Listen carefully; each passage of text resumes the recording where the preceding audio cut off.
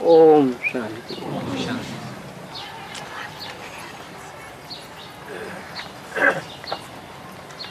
आज है प्रातः क्लास 9 जून 1968। बच्चे समझते हैं, हम स्टूडेंट हैं। किसके बच्चे? निराकार परमपिता परमात्मा शिव के निराकारी स्टेज में रहने वाले बच्चे, जो अपन को आत्मा समझते हैं,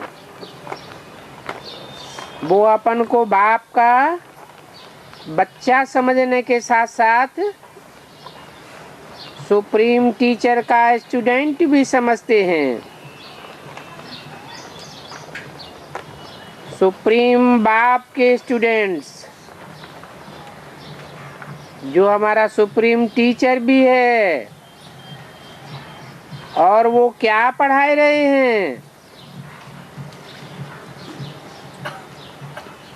हम ऐसे सुप्रीम टीचर से मनुष्य से देवता बनने के लिए ट्यूशन पढ़ रहे हैं।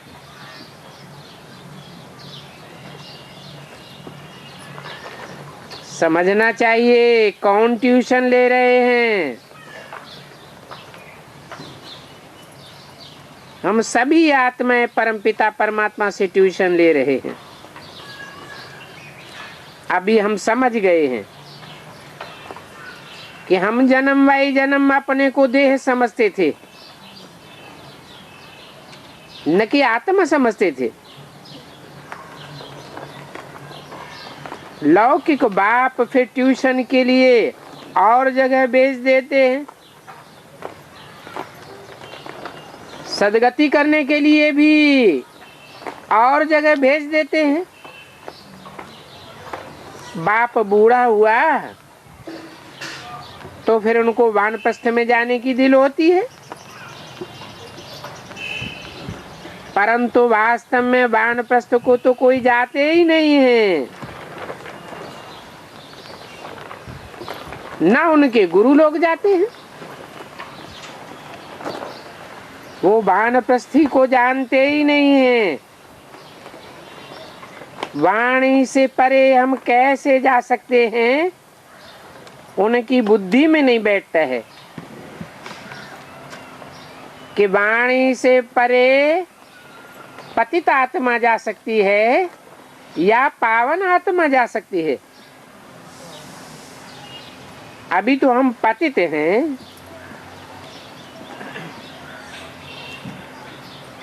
जहाँ परम धाम से हम आत्माएं आए हैं, वहां तो हम पावन थे। उस धाम का नाम है निर्वाण धाम। उस निर्वाण धाम में कोई पतित कैसे जा सकते हैं? यहाँ आकर के पाठ बजाते बजाते हम पतित बन गए। अभी फिर पावन कौन बनावे? इस पतित दुनिया में सब पतित हैं, तो पावन कौन बनावेगा? पुकारते भी हैं, हे पतित पावन।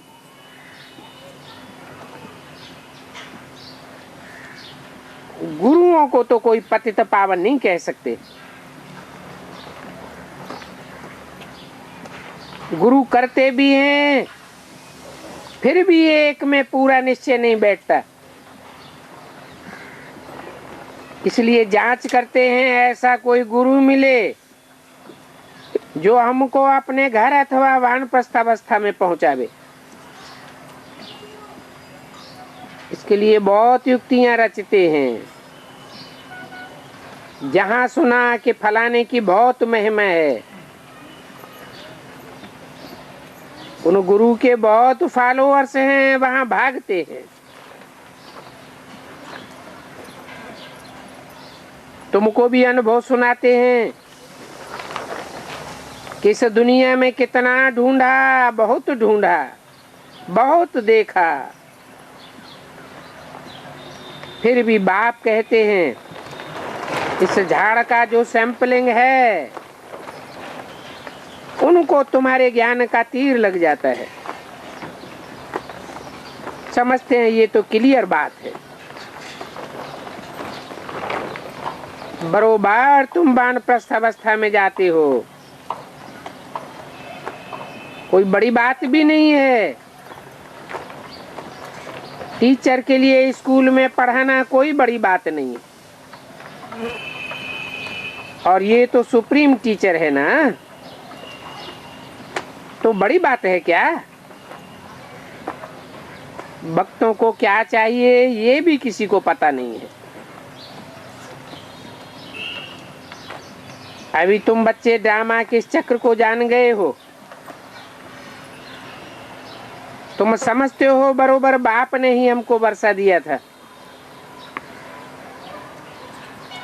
जो वर्षा अभी फिर से दे रहे हैं, और फिर भी इसी अवस्था में आवेंगे।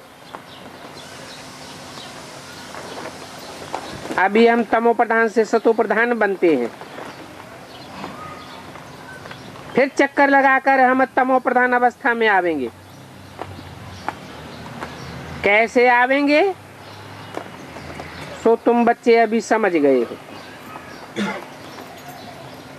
पहली मुख्य बात है पावन बनने के लिए बाप को याद करना।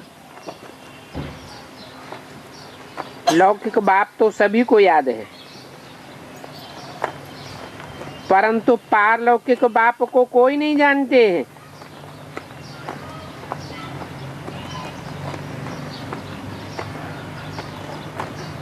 ये भी नहीं जानते कि हम आत्माएं कहाँ की वासी हैं। हम आत्माएं भी पारलोक की वासी हैं, परंतु पारलौकिक बाप को तब तक नहीं जान सकते जब तक अपनी आत्मा का ही ज्ञान नहीं है। अभी तुम तो समझते हो, अपन को आत्मा समझ बाप को याद करना सहज से सहज भी है और कठिन से कठिन भी है। सहज किसके लिए है और कठिन किसके लिए है?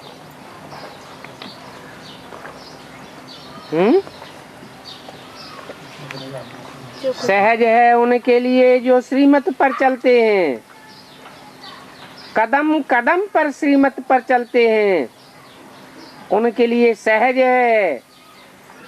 और जो मनमत या मनुष्य मत पर चलते हैं उनके लिए कठिन हो जाता है।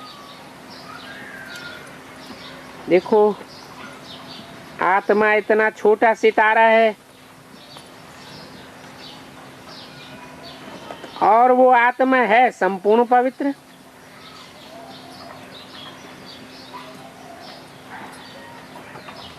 और आत्माएं हैं संपूर्ण पवित्र।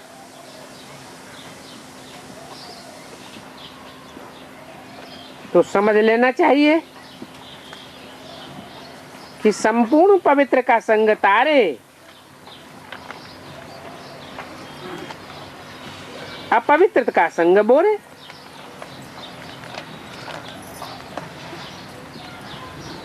सो तो एक का ही संग मिल सकता है जो तारे और संग बोरे, परंतु संग तो जरूर चाहिए। फिर कुसंग भी मिलता है 5 विकार रूपी रावण का। उनको कहा जाता है रावण संप्रदाय। अभी तुम तो बन रहे हो राम संप्रदाय।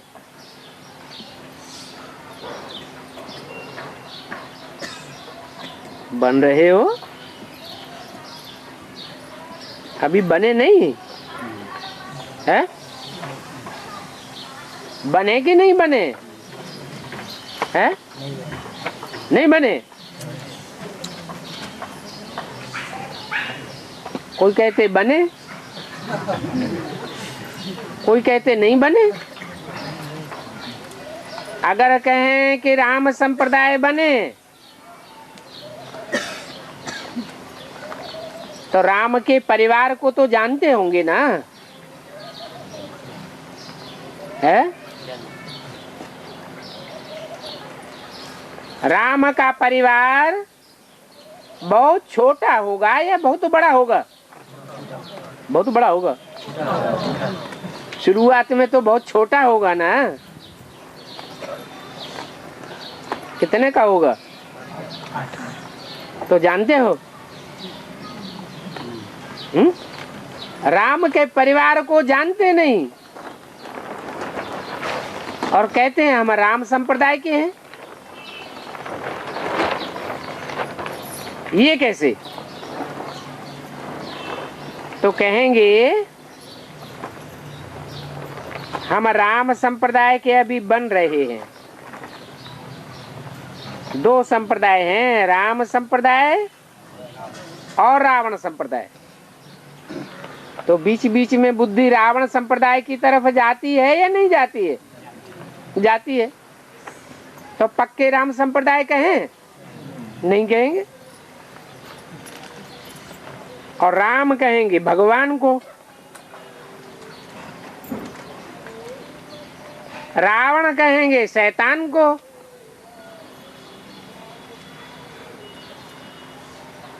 भगवान ही आकर के राम राज्य स्थापन करते हैं।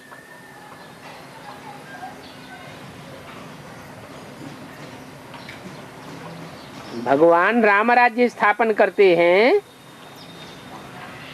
कि कृष्ण राज्य स्थापन करते हैं? सतयुग में कृष्ण का राज्य नहीं होगा, है? होगा तो, लेकिन कृष्ण तो राम का ही बच्चा होगा ना। तो बाप बच्चे को राजाई देता है या बच्चा बाप को राजाई देता है? बाप बच्चे को राजाई देता है। और राम बाप को कहा जाता है। राम अर्थात सूर्यवंशी राज्य स्थापन करते हैं।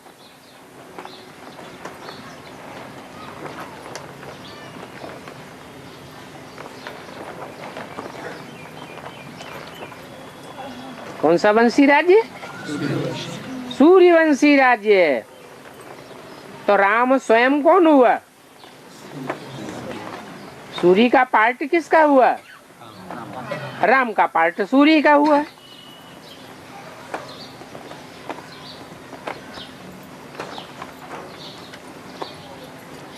राम राज्य भी नहीं कहें, परंतु समझाने में सहज होता है राम राज्य कहने से। क्यों?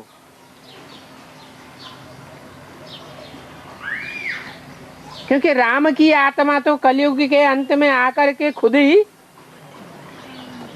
क्या बन जाती है? पतित बन जाती है।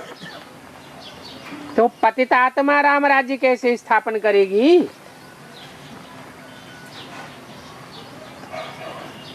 वो तो खुद ही कलयुग के अंत में शैतानों के चक्कर में आ जाती।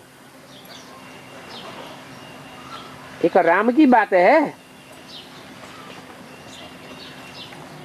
जो भी नई दुनिया के शुरू के फाउंडेशन में राम संप्रदाय थे, वो सभी अष्टदेव रावण के चक्कर में आ जाते हैं। तो वास्तव में कहेंगे सूर्यवंशी राज्य।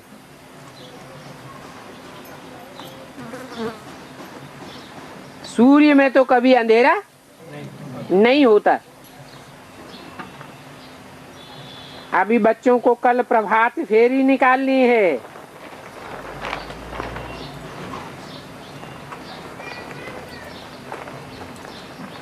तो बाबा आज स्लोगन देख लेंगे। प्रभात फेरी में स्लोगन ऐसे हों जो मनुष्यों को चुभ जाएं।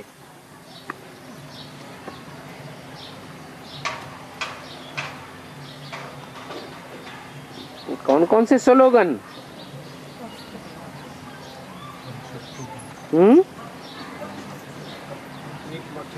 श्रीमत से सदगति। अरे ढेर सारे स्लोगन हैं।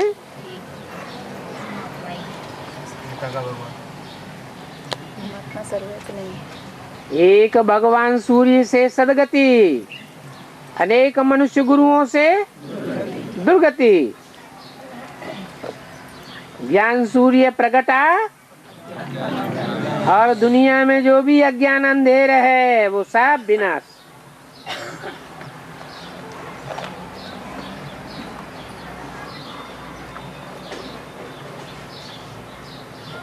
तुम्हारे पास ऐसे छपे हुए पर्चे ढेर के ढेर होने चाहिए जिनमें प्रश्न भी हो, स्वर्गवासी हो या नरकवासी हो।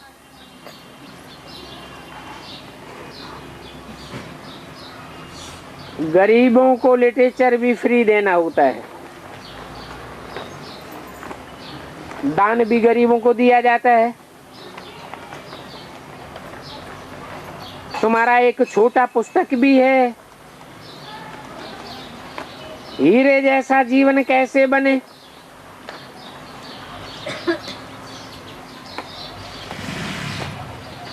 इसमें चित्र छपा हुआ है।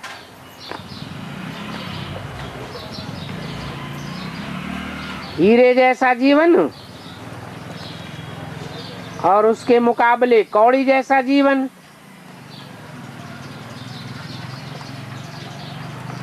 दिखाते हो कौड़ी जैसा जीवन जिस पुरुष को दिखाया है उसकी बुद्धि, उसका सर कैसे दिखा दिया। उसकी बुद्धि में कौड़ी ही भरी हुई है, कौड़ी में अंधेरा होता है। और जो हीरे जैसा जीवन दिखाया है उसमें रोशनी ही रोशनी। तो ये अंतर दिखाते हो ना। अब हीरे जैसा जीवन, कौड़ी जैसा जीवन किसको कहा जाता है? मनुष्य क्या जाने, तुम ही समझा सकते हो कि जिसकी बुद्धि में, जिसकी सिर में सदैव ज्ञान ही ज्ञान टपकता रहे, ज्ञान की रोशनी ही निकलती रहे, वो है हीरे जैसा जीवन। और जिसकी बुद्धि में कौड़ी का शेप ही बार बार आता रहे उसको कहेंगे कौड़ी जैसा जीवन। सिवाय तुम्हारे कोई समझाए भी नहीं सकता। लिखना चाहिए हीरे जैसा देवताई जीवन कैसे बने। देवता अक्षर ऐड होना चाहिए। तुम फील करते हो हम हीरे जैसा जीवन यहाँ बिताए रहे हैं, परंतु पहले तो हीरे जैसा जीवन बनाना पड़े। और बाप के सिवाय तो और कोई बना न सके क्या हीरे जैसा जीवन? तो किताब बहुत अच्छी है, इसमें सिर्फ एक अक्षर ऐड कर दो, मनुष्य तो समझेंगे नहीं।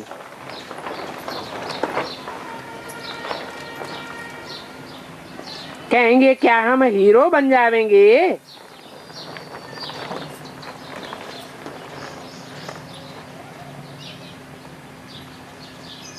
मनुष्य हीरे वह समझते हैं जो जेवर में पहने जाते हैं।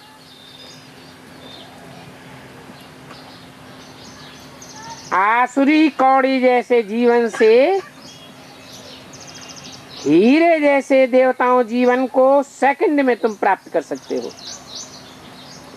बोलो, बिना कौड़ी खर्चा किए। बच्चा बाप के पास जन्म लेता है, और वर्षे का हकदार बन जाता है कि बिना जन्म लिए। अरे बाप के घर में जाकर के जन्म तो लेना पड़े। वहां होता है 9 महीना पेट में पकना, और यहाँ होता है 7 दिन की बट्टी, 1 दिन आना और 1 दिन जाना।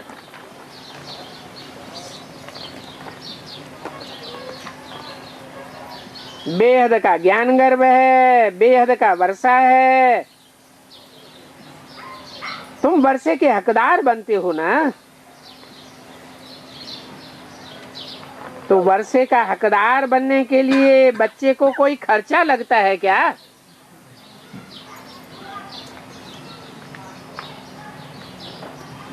बाप के घर में आया, गोद में आया और वर्षे का हकदार बना।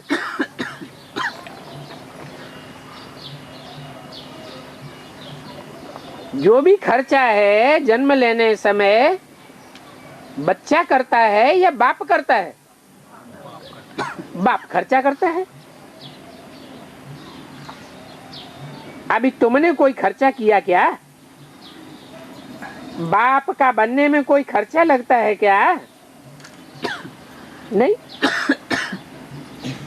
जैसे लौकिक बाप से वर्षा लेने में कोई खर्चा नहीं लगता है, वैसे ही पारलौकिक बाप का बच्चा बनने में खर्चा नहीं लगता है। यहाँ तो बाप बैठ पढ़ाते हैं और पढ़ाई करके तुमको देवता बनाते हैं, परंतु तुम कोई छोटे बच्चे नहीं हो, बड़े बच्चे हो, समझदार हो।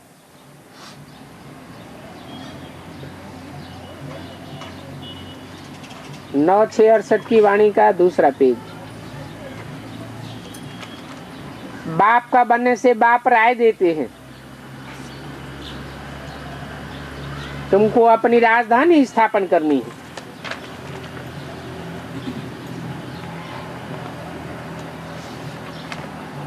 परंतु राजधानी की स्थापना वो ही कर सकेंगे, स्वर्ग के द्वार कौन खोल सकेंगे? हैं? जो पवित्र बनेंगे। राजधानी की स्थापना के कार्य में पवित्र जरूर बनना पड़े। खर्चा तो कुछ भी नहीं लगता। गंगा पर जाते हैं स्नान करने, तीर्थों पर जाते हैं, खर्चा तो करेंगे ना। परंतु तुमको बाप का निश्चय हुआ, कोई खर्चा लगा क्या? तुम्हारे पास सेंटर्स पर आते हैं, तुम उनको कहते हो अभी बेहद के बाप का वर्षा ले लो, बाप को याद करो। वो हमारा बाबा है ना। बाबा खुद कहते हैं मेरा वर्षा तुमको चाहिए ना, परंतु तुम अभी पतित हो, वर्षा लेना चाहते हो, पावन बनना चाहते हो ना। क्योंकि पावन दुनिया अथवा पावन विश्व का मालिक बनेंगे ना, ये भी जानते हो। बाप तो स्वर्ग स्थापन करते हैं, कोई नरक की दुनिया तो नहीं बनाते, बैकुंठ स्थापन करते हैं। तो इन बातों को समझदार बच्चे अच्छी रीति समझते हैं। बाप तो सिर्फ कहते हैं अपन को आत्मा समझ, मुझे बाप को याद करो, और कोई तकलीफ नहीं देते हैं। कितना सहज बात बतलाते हैं। उस लौकिक पढ़ाई में देखो कितना खर्चा होता है। और प्राप्ति तो कुछ भी नहीं होती। एक जन्म की प्राप्ति होवे होवे न होवे, और यहाँ तो खर्चा कुछ भी नहीं। प्राप्ति अपार है। आत्मा कहती भी है हम अविनाशी है, ये शरीर तो विनाश हो जाएगा, ये बाल बच्चे आदि सभी खलास हो जाएंगे। अच्छा, फिर इतने जो पैसे इकट्ठे करते हो उन पैसों का क्या करेंगे? ख्याल तो होगा ना। कोई साहूकार भी होंगे, समझो उनका कोई है नहीं, उनको ज्ञान मिल जाता है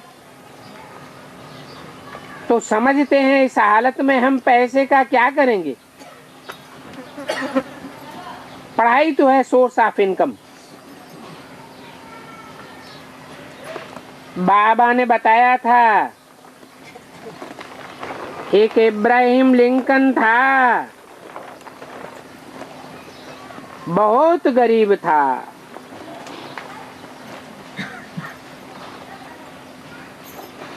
रात को जाग करके पढ़ता था, पढ़ पढ़ करके इतना होशियार हो गया जो प्राइम मिनिस्टर बन गया।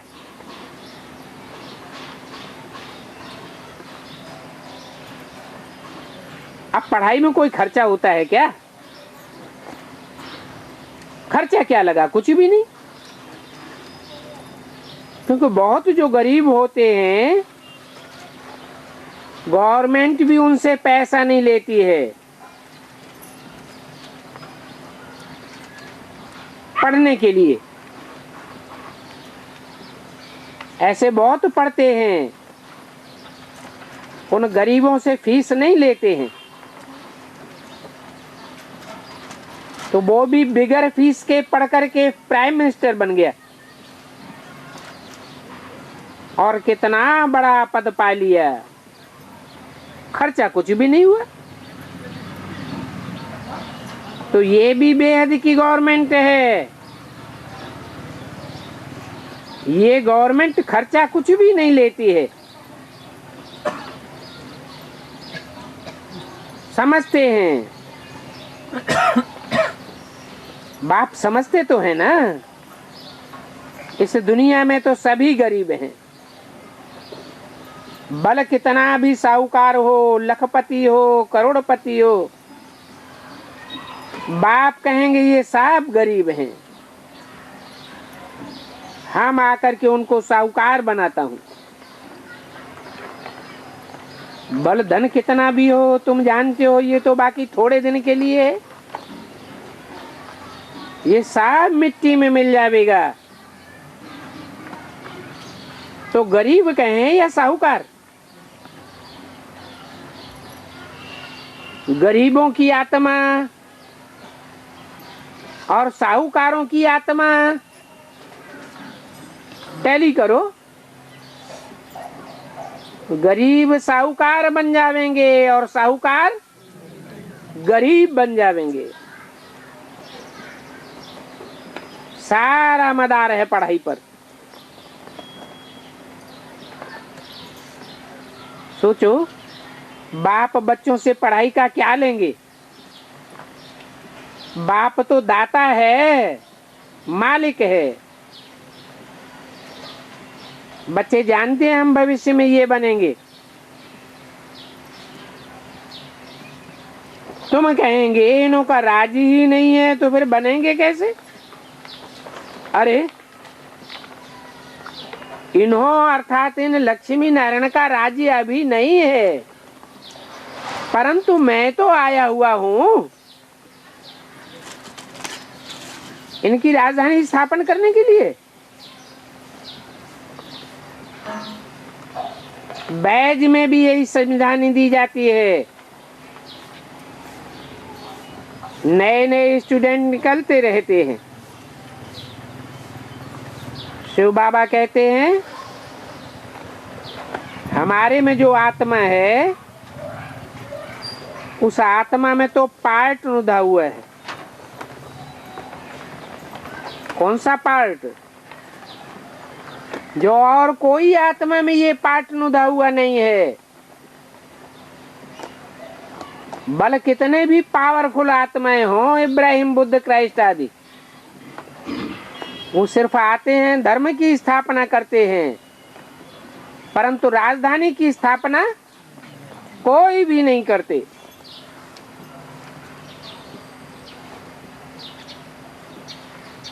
मेरी आत्मा में ये पार्ट नुदा हुआ है। ये तो बाप ही है। जो भिखारी पतित बने हैं उनको आकर के पावन बनाते हैं और पावन दुनिया की राजधानी स्थापन करते हैं।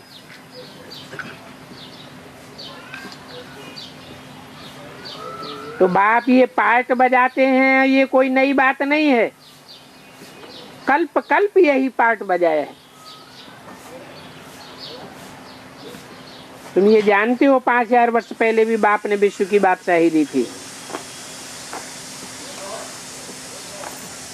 मुख्य बात, बाप कहते हैं बच्चे माम एकम याद करो, और ये माम एकम याद करो की बात इनडायरेक्टली नहीं कहते हैं, सन्मुख आकर के कहते हैं कि मुझे याद करो। तुम जानते हो, बाप भी जानते हैं कि मुझे रथ मिल गया तो बाप आ गया। बच्चों का बाप है ना, तो रथ तो जरूर एक ही फिक्स होगा ना। बदली थोड़ा ही हो सकता है।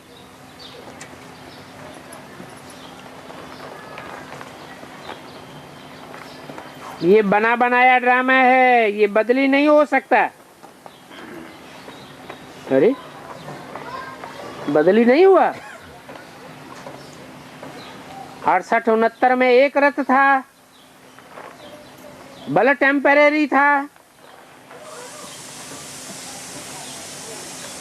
अरे बदली हुआ कि नहीं हुआ है? बदली हो गया। फिर ये कैसे कहते कि बदली नहीं हो सकता है?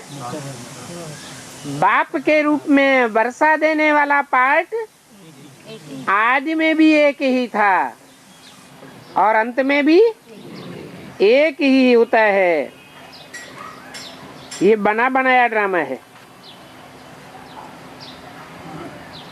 कोई कहते हैं ये जवाहरी कैसे प्रजापिता ब्रह्मा बनेगा?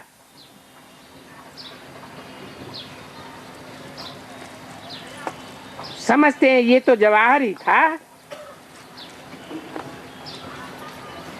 और जवाहर भी एक होता है बनावटी और दूसरा होता है सच्चा है? जवाहर दो तरह के होते हैं कि नहीं? कैसे कैसे? एक इमिटेशन होता है, एक सच्चा होता है। तो जवाहरी भी दो तरह के होंगे या नहीं होंगे? हैं? एक होगा सच्चा जवाहरी और एक होगा झूठा जवाहरी। पंप एंड शो का मादा झूठे में ज्यादा होता है या सच्चे में होता है? झूठे में पंप एंड शो ज्यादा दिखाई देगा।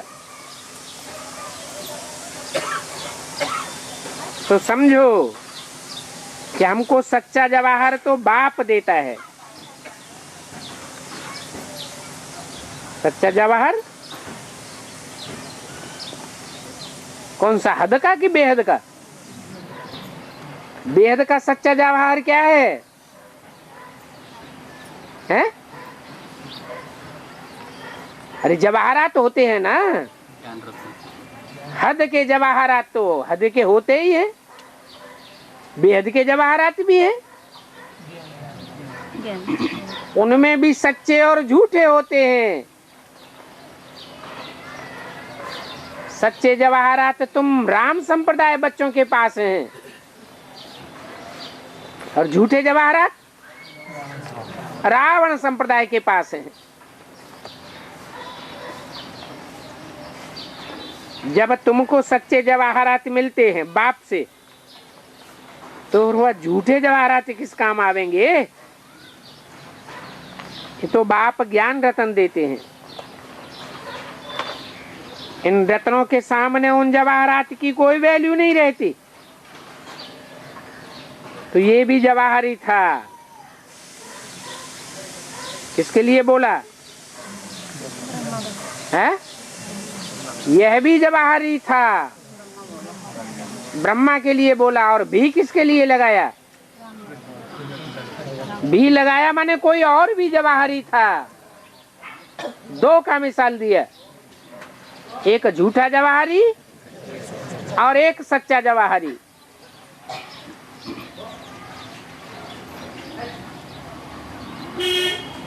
झूठा जवाहरी झूठे ज्ञान रतन, और सच्चा जवाहरी सच्चे ज्ञान रतन। परंतु जब यह रतन मिली तो समझ लिया, तुमने समझा ना कि ये जवाहरात तो कोई काम के नहीं। कौन से है? कौन से जवाहरात तो कोई काम के नहीं? जो बेसिक में मिले वो तो कोई काम के नहीं रहे। अब तुमको जो जवाहरात मिलते हैं वो तो बहुत वैल्यूबल हैं। ये तो अविनाशी ज्ञान रतन है। एक एक रतन लाखों रुपए का है। अभी तुमको कितने रतन मिलते हैं? ये ऐसे रतन हैं जो सच्चे रतन बन जाते हैं। क्या? एक एक रतन लाखों रुपए का है, इसका मतलब क्या हुआ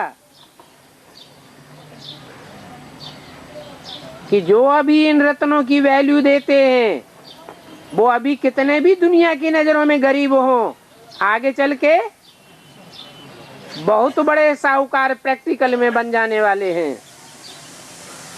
तुम जानते हो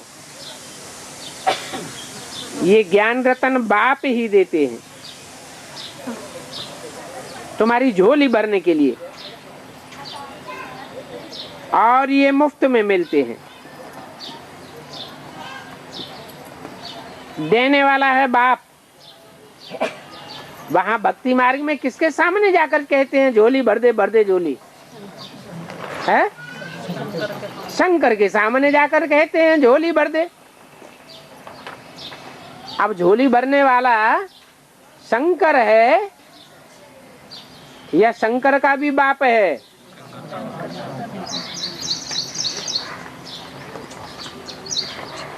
वहां नई दुनिया में छतों में दीवालों में हीरे लगे रहते हैं, परंतु उनकी कीमत कुछ भी नहीं। वैल्यू तो बाद में होती है, जब द्वापर शुरू होता है। वहां नई दुनिया में तो हीरे जवाहरात तुम्हारे लिए कुछ भी नहीं है। ये बात का बच्चों को निश्चय होना चाहिए। इसमें मुझने की दरकार नहीं है। बाबा ने समझाया है ये रूप भी है और बसंत भी है। कौन है? किसके लिए बोला? एक के लिए बोला या दो के लिए बोला है? दो के लिए। यह रूप भी है, यह बसंत भी है, तो एक हुआ या दो हुआ? हाँ, यह रूप भी है, बसंत भी है। वो नहीं, हाँ, यह नहीं, वो नहीं, यह रूप भी है, बसंत भी है। रूप किसे कहा जाता है?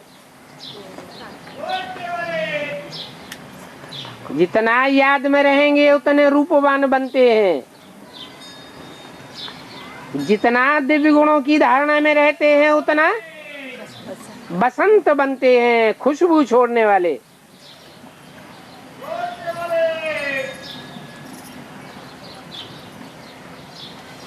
ये जो रूप है ना,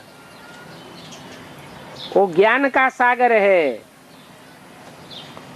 कौन है रूप?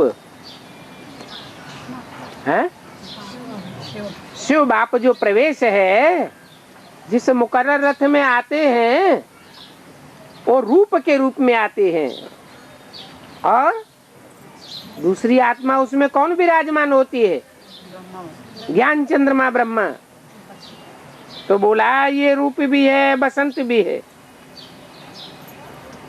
परंतु उनको ज्ञान सागर कहा जाता है। क्या इनको कोई ज्ञान सागर नहीं कहा जाता? ये ज्ञान रतन है जिससे तुम धनवान बनेंगे। बाकी कोई अमृत व पानी आदि की बात नहीं है। पढ़ाई में पानी की बात थोड़ी होती है। पावन बनने में खर्चे की बात ही नहीं। तुम ज्ञान सागर के कंठे पर बैठे हो।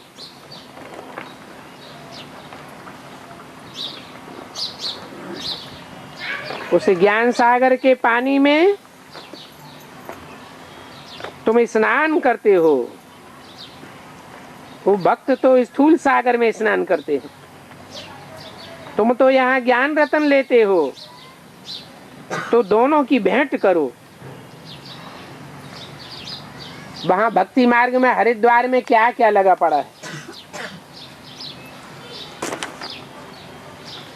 कितने वहां बैठे रहते हैं गंगा स्नान करने के लिए।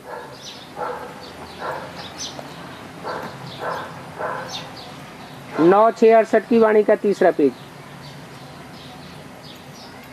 इस ज्ञान स्नान में तो शास्त्र आदि पढ़ने की कुछ भी दरकार नहीं है। सिर्फ पक्का करना है कि हमको पावन बनना है। अच्छा, जबकि गंगा स्नान पावन बनने के लिए करते हैं, तो फिर इतने यज्ञ तप तीर्थ आदि क्यों करते हैं? गंगा स्नान से ही पावन बन गए, फिर यहाँ तो ये रह न सके। फिर ये वेद शास्त्र आदि क्यों पढ़ते हैं? ऐसे भी नहीं है कि कोई वेद शास्त्र पढ़ने से कोई पावन बन सकते हैं। नहीं, कितना मुझे हुए हैं। भक्ति मार्ग में मनुष्यों की बुद्धि चलती ही नहीं है, डल बुद्धि हो जाती है। तुमको तो अभी विवेक मिला है, समझते हो पतित पावन तो एक ही बाप है। बाकी गंगा स्नान वेद शास्त्र आदि पढ़ने से क्या फायदा होगा? न हद का गंगा स्नान, न बेहद का गंगा स्नान। हद की गंगा स्नान में कौन सी गंगा? हद की गंगा है, जड़त्वमयी गंगा है। गंगा का पानी जड़, और बेहद की गंगा है ज्ञान गंगा है। उनका पानी है, उनका पानी पति से पावन बनावेगा है। वो बीके वाले क्या समझते हैं? है एक पतित से पावन बनावेगा या अनेक पतित से पावन बनावेंगे? एक है जो पतित से पावन बनाने वाला है। गंगा का पानी पतित से पावन नहीं बनाता है। मुरली में भी बोला हुआ है। अभी गीता ज्ञानामृत नहीं कहेंगे। क्यों नहीं कहेंगे? क्योंकि मनन चिंतन मंथन हुआ ही नहीं। गंगा कोई मनन चिंतन मंथन करके ज्ञानामृत नहीं निकालती है। कहां से निकलता है?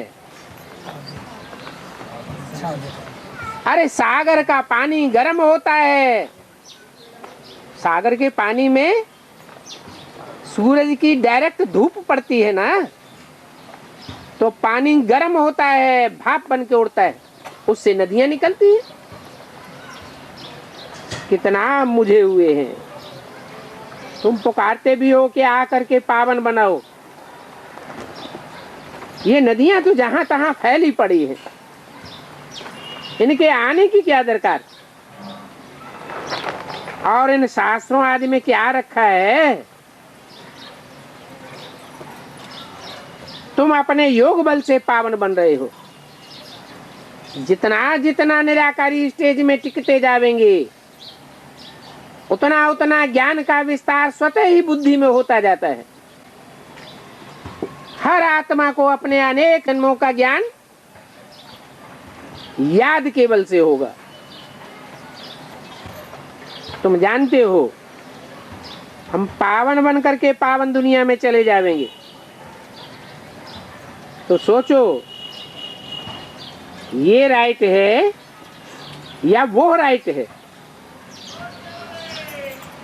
अभी इन बातों में तुम्हारी बुद्धि चलनी चाहिए।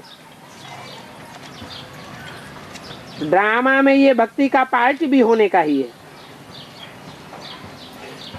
बाप कहते हैं अभी तुमको पावन दुनिया में चलना है। क्या पतित जावेंगे या पावन जावेंगे? पावन बन करके पावन दुनिया में चलेंगे। जो पावन बनेंगे वो ही जावेंगे। वहां तो कोई पतित होगा ही नहीं। बाकी नदी तो यहाँ भी होती है और नदी वहां भी होगी। यहाँ की नदी और वहां की नदी में क्या फर्क होगा? है? यहाँ की नदियों में कचरा पड़ता है दृष्टि वृत्ति का, और वहां की नदियों में कोई कचरा नहीं पड़ेगा। राधा की दृष्टि एक कृष्ण में ही डूबेगी।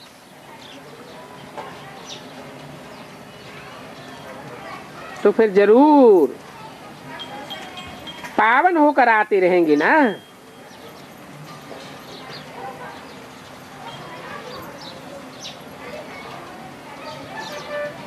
अभी अर्थ नहीं जानते हैं तो बिल्कुल फालतू है। भक्ति में शौक कितना है, कितना वेद शास्त्र आदि पढ़ते हैं, और पढ़ते पढ़ते और ही दलदल में फंसते जाते हैं। ये भक्ति की कीचड़ है। दलदल कहो, कीचड़ कहो, दुब्बड़ कहो, और सबसे बड़ी कीचड़ है विकारों की। है? कीचड़ में कौन लौटता है? भैंस। उन्होंने फिर दिखाई दिया है सूकर अवतार। सुअर कहाँ लौटता है? कीचड़ में लौटता है।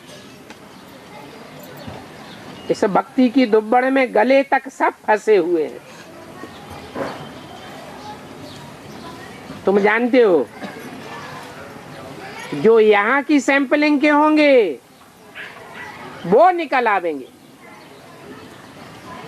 मुसलमान लोग सुअर को ज्यादा मानते हैं या गाय को ज्यादा मानते हैं? कोई तो हिसाब किताब होगा ना। है? अरे सुअर कहाँ लौटता है जन्म जन्मांतर? है? कीचड़ में। और गाय कीचड़ में लौटती है क्या? तो वो तो दुब्बड़ में ही फंसे रहने वाले हैं। जो दुब्बड़ में जन्म जन्मांतर के फंसे रहने की जिनकी आदत पड़ी हुई है, वो ज्ञान की बातों को समझेंगे क्या? है? ये मुसलमान इस्लामी जल्दी समझेंगे क्या? नहीं समझेंगे। तुम सुनेंगे तब पिछाड़ी में कहेंगे अहो प्रभु तेरी लीला। क्या क्या कहेंगे? कि हमको इतना कहा गया कि सुनो बैठकर, लेकिन हमने नहीं सुना, कानों में उंगली दे ली। क्या बोला है? हमें ज्ञान की बातों से कुछ लेना देना नहीं, भगवान बाप को याद करो। भक्ति मार्ग में भी क्या करते हैं मुसलमान? है? कान में उंगली देते हैं और अल्लाह को याद करते हैं। बाप कहते हैं, ये साफ कहेंगे अहो प्रभु तेरी लीला, तू आया और मैंने नहीं पहचाना। अब तुम जानते हो कि बाप पुरानी दुनिया को नई दुनिया कैसे बनाते हैं? किसका सैंपलिंग लगाते हैं? सैंपलिंग तो लगता है ना। तुम्हारा ये ज्ञान अखबारों में बहुत बहुत जावेगा।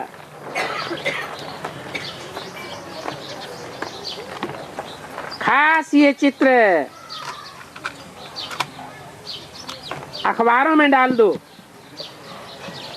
और लिख दो, शिव बाबा प्रजापिता ब्रह्मा द्वारा पढ़ा करके स्वर्ग का मालिक बनाते हैं, नारायण बनाते हैं। कैसे बनाते हैं? इसे याद की यात्रा से।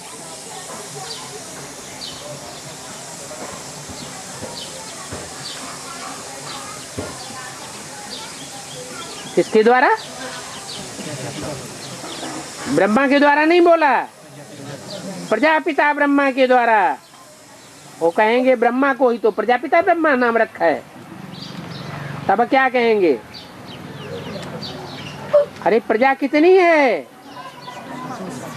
500-700 करोड़, और ब्रह्मा तो पहले ही शरीर छोड़ दिया, तो प्रजापिता कैसे साबित होगा? प्रजापिता कब कहा जावे? जब 500-700 करोड़ की सारी सृष्टि एडम या आदम को अपना बाप स्वीकार करे।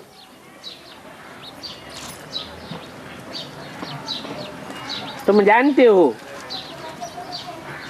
प्रजापिता ब्रह्मा द्वारा बाप जो आकर के कार्य कराते हैं, जो ज्ञान सुनाते हैं, उसको सुन करके स्मृति में धारण करके तुम्हारी कट उतर जाएगी। कोई पूछते हैं ना, रास्ता बताओ कैसे याद करें, तो बिंदु को याद करेंगे। यह बिंदी प्रैक्टिकल शरीर में आकर के कर्म करेगी, बोलेगी, बतावेगी, तब याद आवेगी। है?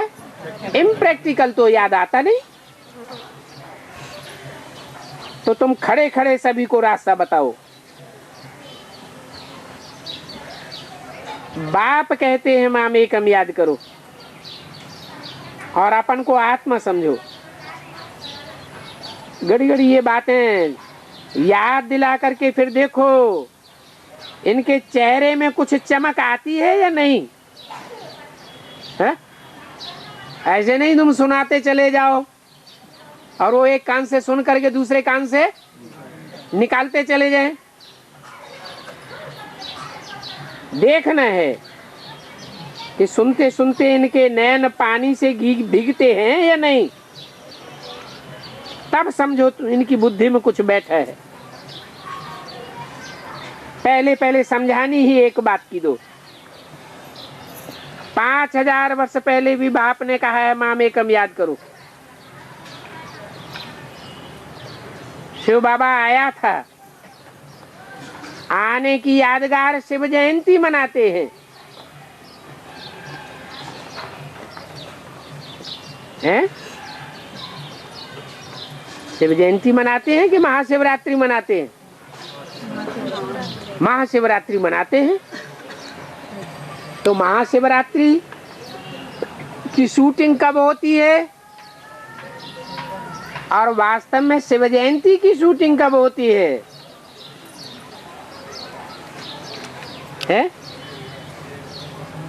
बच्चा जब पेट में आता है तब कहते हैं कि बच्चा आया, या बच्चा जब जन्म लेता है तब कहते हैं बच्चा आया? जन्म लेते हैं। तो यहाँ भी बेहद की बात है।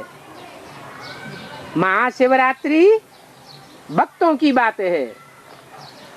भक्त मनाते हैं महाशिवरात्रि, क्योंकि निश्चय बुद्धि नहीं होते, अंधश्रद्धा में भटकते रहते हैं। अभी क्या कहें? हैं? अभी कहें कि अटल निश्चय बुद्धि है? नहीं है। तो महाशिवरात्रि मना रहे हैं या शिव जयंती मना रहे हैं? महाशिवरात्रि ही कहेंगे। तो शिव जयंती कब होगी? जब संसार में बच्चा प्रत्यक्ष हो जाए। बच्चा जब जन्म लेता है तो सब कहेंगे जन्म लिया, और पेट में प्रवेश करता है तो सब कहेंगे। होशियार डॉक्टर होंगे तो कहेंगे हाँ, माताएं कहेंगी हाँ, माता को तो अनुभव होता है। तो यहाँ भी ज्ञान में चलने वाली ज्यादा माताएं निकलती हैं या दूसरा वर्ग निकलता है? माताएं निकलती हैं। 5000 वर्ष पहले भी बाप ने कहा है माम एकम याद करो। शिव बाबा आया था, इस कारण शिव जयंती मनाते हैं। भारत भी स्वर्ग बनाने के लिए यही समझाया था कि माम एकम याद करो। किसको समझाया था?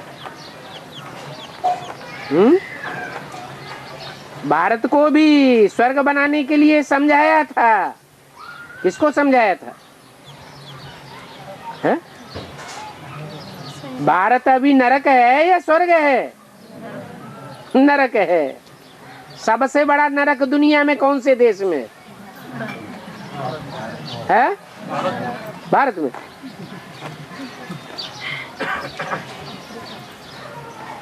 भारत में अभी इतना बड़ा नरक नहीं है, हो जाएगा जब दुनिया का विनाश होगा तब।